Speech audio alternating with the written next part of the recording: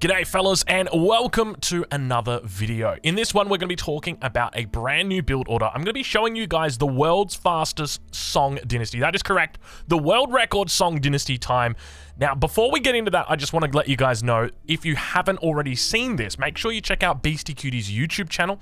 This is what it looks like. He's got a bunch of guides over here, including on how to play Chinese. He's got the Holy Roman Empire, he's got the Delhi, he's got English, French, Mongols, absolutely everything. Rus and Abbasid are in there as well. So go check that out. I'll leave a link in the description because I actually went through, watched his Chinese video, and I found some pretty interesting stuff out of there. But today I want to talk to you about the build order. You can see I've got 69 games won.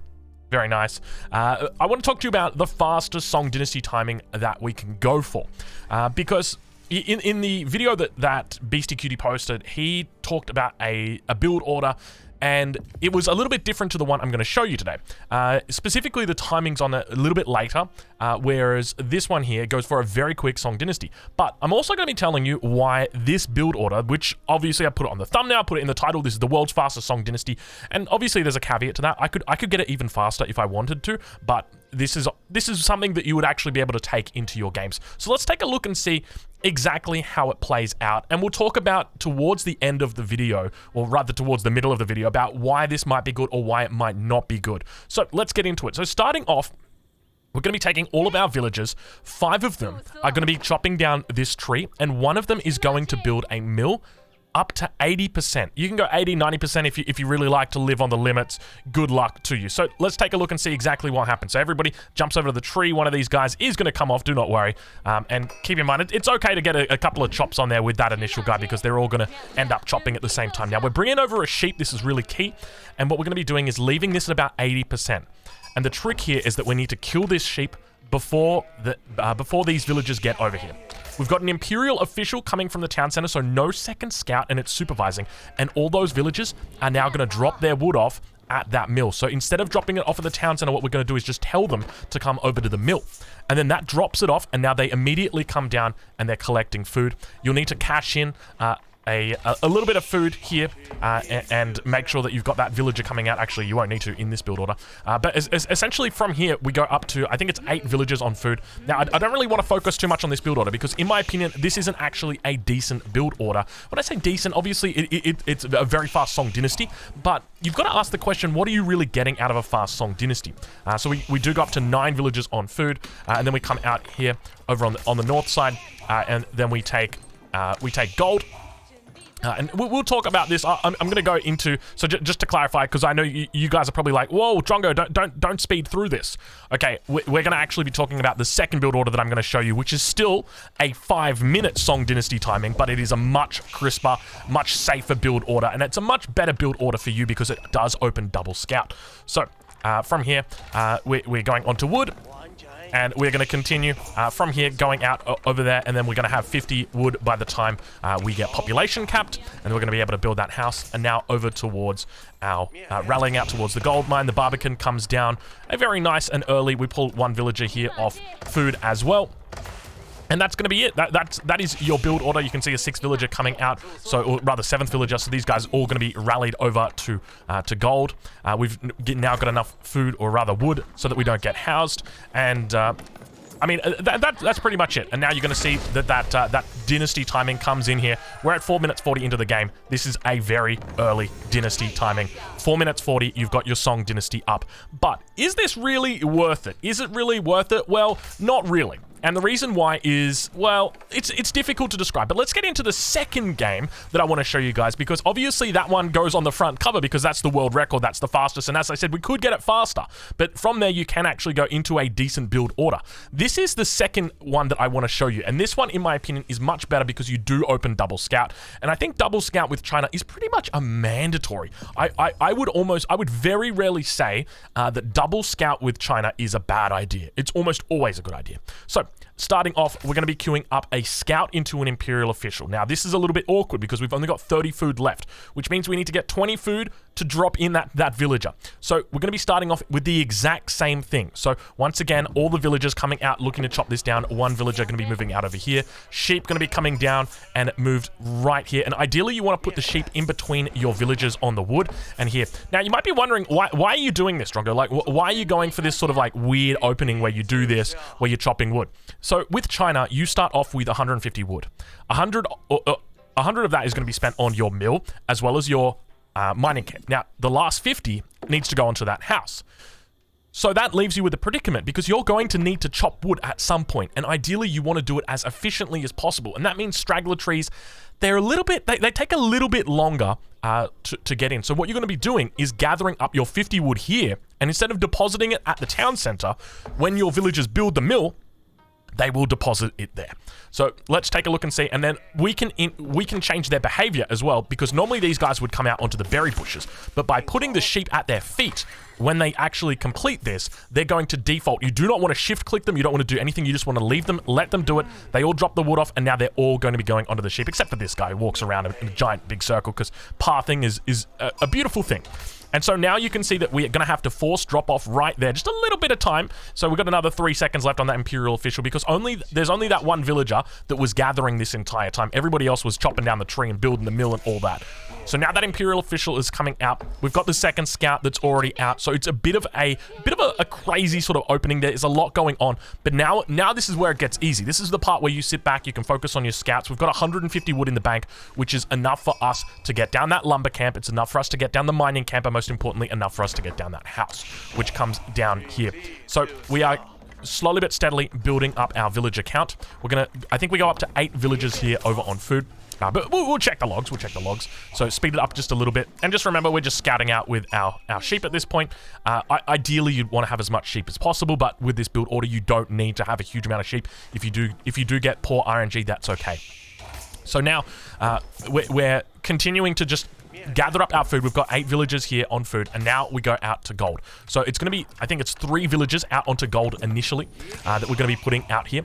So these guys are going to be working towards that Barbican, which we will be putting down on the gold mine because obviously it's in this forward position. So now we've got 3 villagers on gold. Okay, we're rallying 1 villager back to food, so up to 9. And then our next villager, you can see I'm queued up over here. That is not the case. I'm going to queue it right here because that's where we're putting down our landmark. That's where the Imperial Academy is going down. And I'm going to talk to you a little bit about Imperial Academy placement as well and why it's so important, because watching some of watching Beastie Cutie's China video, it became evident to me that maybe Imperial Academy landmark placement could have been a little bit better.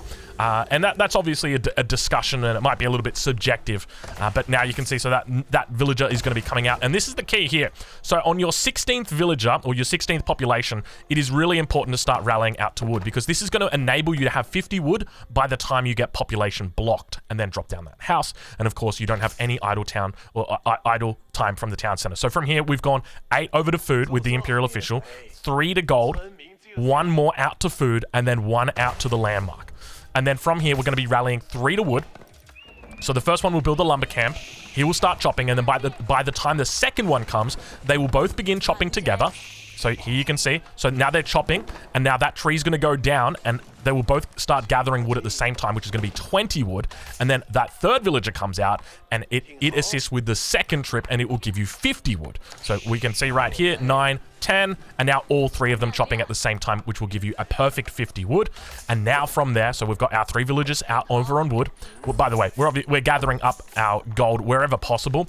So typically we're doing 40, making sure that we drop off before we do it. But in this instance, we actually dropped off less than that. So we dropped off, I think it was 30. And now we're now over on the gold mine, we've got that Barbican coming up. So we're at 4 minutes 18 into this game. So quite typically, some people playing China are only dropping down their first landmark now. We're dropping down our second landmark, and we open with double scout. So this is why I'm in love with this build order. It is all I've been doing on my Smurf accounts at the moment. It is just taken over my games. And so with that, this is where we start, because we need to speed up that Barbican time. So we're going to be rallying out another villager, and we're also going to be pulling a villager here from our food. This guy's going to be coming out. Now we've got enough. We've got 50 wood in the bank, and we're population blocked. You can see 20 out of 20, so we're going to drop down that second house now, and that's going to stop us from going idle with the town center. Obviously, we're China. Our house is built extra fast, and there we go. Bam. So you don't have to worry about that, and we're continuing to rally out to the gold mine. That's the 6th villager. We're now reaching the age up time. You can see we've got 100 food in the bank. This is really key because we're going to be going for a second Imperial official. Now, one of the things that Beastie Cutie mentioned in his video is he talks about that one of the things that he likes to do is before he gets to the Song Dynasty, what he likes to do is train up Imperial officials, because these guys take 20 seconds to build, the same as a villager. But once you reach the Song Dynasty, your villagers are 13 seconds and your Imperial officials are still 20. So you want to take full bonus. You want to try and use that bonus as much as possible. So get your Imperial officials out before you get to that Song Dynasty, and it makes a lot of sense. But here, we just don't really have the resources for it. One of the ways I was thinking about it was like to potentially maybe overgather a little bit of gold, and then that way you've got that extra gold, because you can see right now, like, we're going to want to get an Imperial official out here, but we just don't have the gold on our mills, on our lumber camps, unless we really wanted to cut it quite close. But now we are going to have that Song Dynasty timing, so it came through it at 5 minutes. Everybody's now gathering up the gold. And now we can get into the fun part of the build order, because this is it, right? We got to Song Dynasty. We're here. Everybody's happy. And so now we're going to continue training out villagers. One of the things that we're going to want to do is get a second Imperial official out, because he's going to be able to supervise this mill up. And now we're going to be dropping down our archery range. Now, one of the things I want to talk about is Imperial Academy placement. So the big thing that you're going to be doing with China is called cycling your IOs. So IOs, Imperial official, and cycling them means you're going to be going from one IO to the second IO to the third IO, and you're going to be dropping off gold.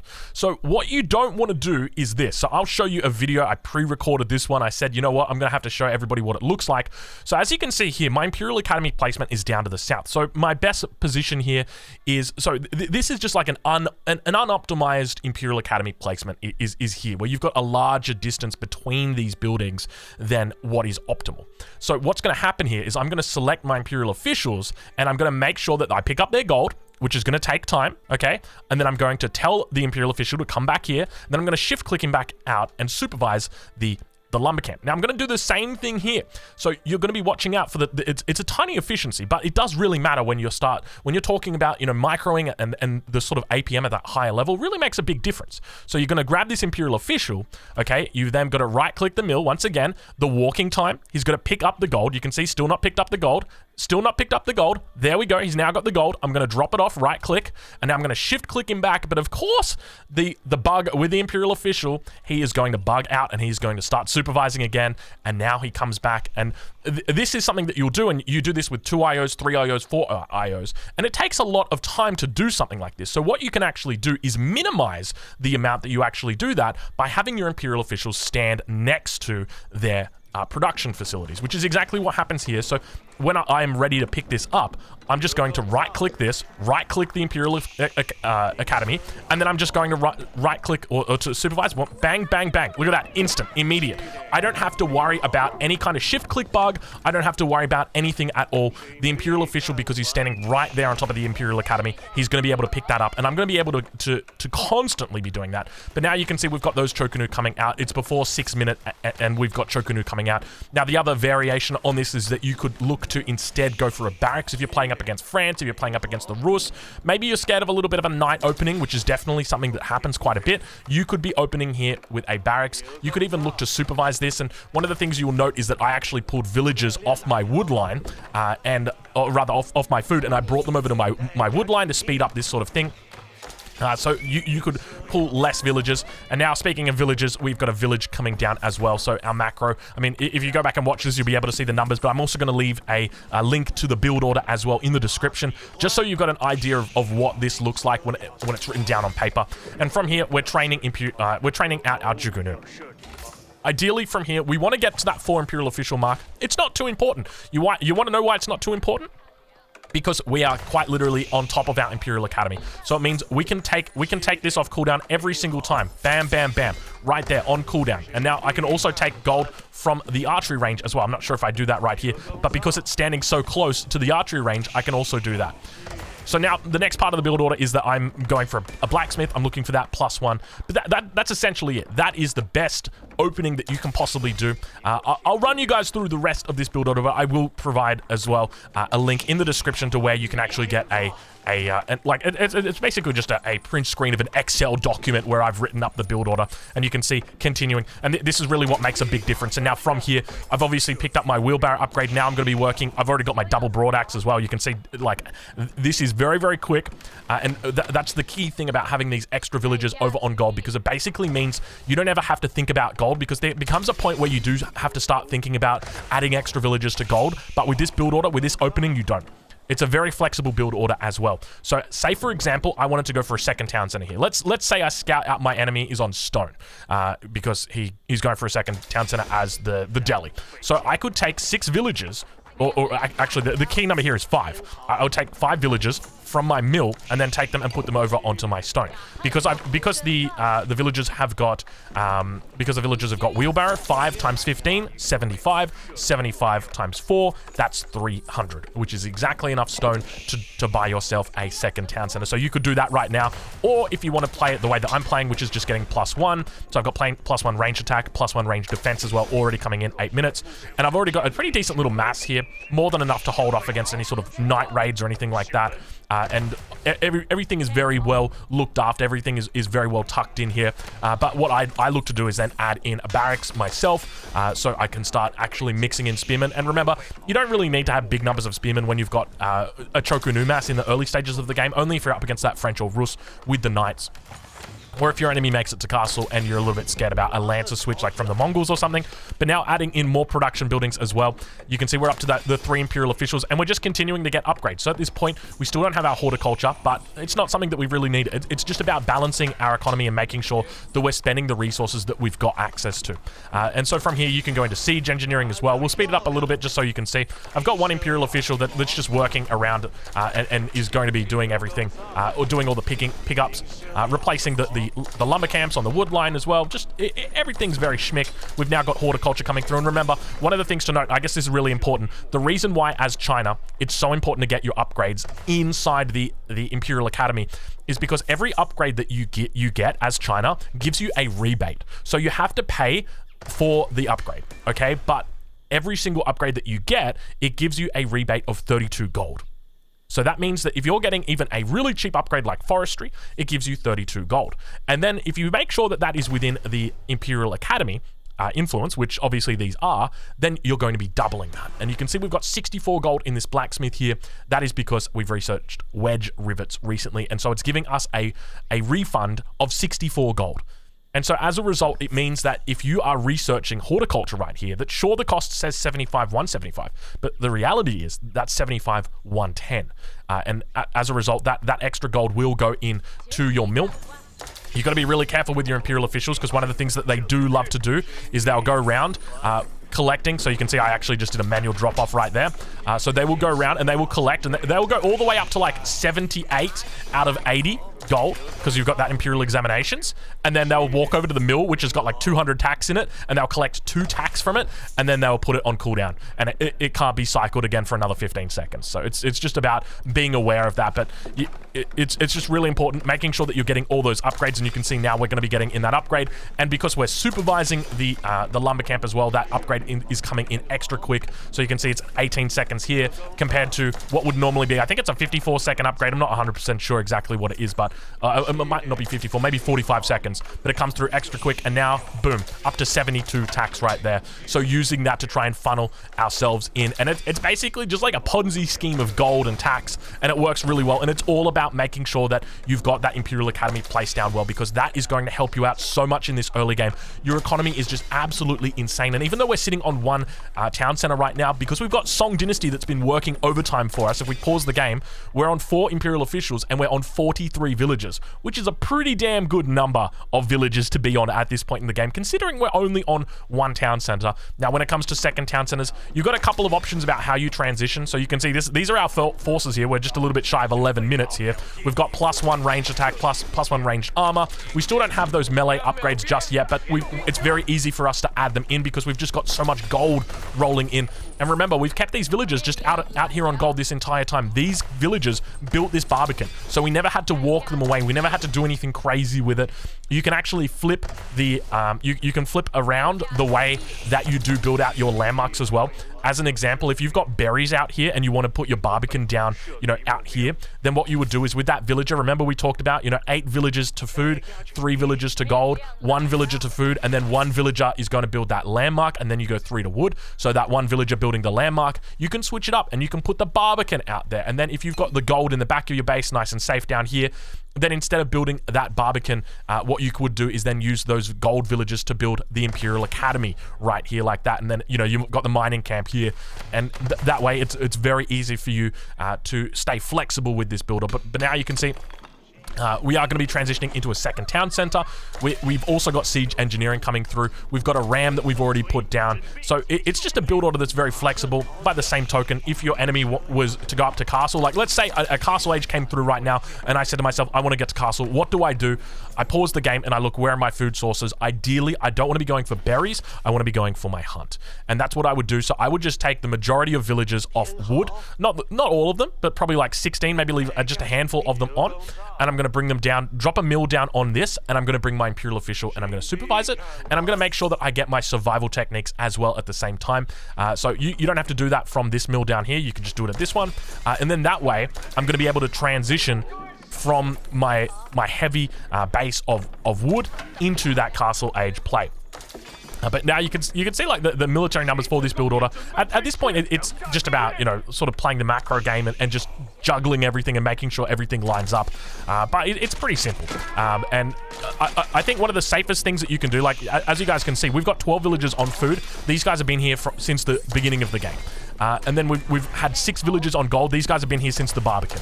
And so really the only thing that you're doing is just adding villagers to wood. And everything that you want to do in this game is based on wood. So do I want to expand? Great, 400 wood. Do I want to be aggressive? Great, there's a ram. Do I want to go into farms? Great, more wood. So it's like you're always going to be using wood. You're always going to be needing wood. And as a result, it's always safe to just be stacking villagers over onto wood because you can never have too many rams. If you wanted to throw down outposts as well, you could definitely do that because you've got plenty of wood in the bank. And you can see, don't be afraid to stack it up right now. Like your wood, it's one of those things you can stack up. You look down there, you've got 1,100 wood. Well, congratulations. Now you can just drop down a granary and drop down 12 farms with it, and it's perfect. So that would be it. If I was going to drop down a granary here, I'd probably be thinking like maybe even down in this position. It's a little bit far away. I guess your other alternative is up here, but there's not really many good spots. Behind the base is good, but obviously with this Imperial Academy here, it means that you wouldn't have enough space in here for the granary. I mean, we're pushing now. We're adding in more rams. We've got 2 rams, 3rd ram coming in. Second town center now coming down as well, about 13 minutes. So it's a little bit late, but, you know, better late than never. And remember, we've had the Song Dynasty this entire time, so we've been able to keep up. And that's essentially it. So I've just surrendered there just to preserve the replay. But that's essentially it. I want to know what you guys think about this. Obviously, the fastest Song Dynasty timing, the world record timing right there. We could go even faster if we wanted to. We just pull all the villagers to make that second landmark. But that build order was obviously still something that's very, very capable, and you can achieve greatness with it. But I do think that second build order that I showed you, that I ran you through, is a lot more potent. So I'm curious to know what you guys think. Leave a link or leave a comment down below. As I mentioned, I'm going to be leaving a link in the description of Beastie Cutie's page. I want you guys to check that out. This Chinese video that he did, great video. But if you're interested in other civilizations, it's obviously there as well for you. He's got all of those. He's got a lot of other great content as well. My personal favorite video was, oh yeah, this one right here. This guy thinks he found the most OP AoE 4 strat. This one's hilarious as well. I love this video. But that has been it, fellas. I hope you guys have enjoyed the video, and I will catch you guys in the next one. Thank you so much for watching.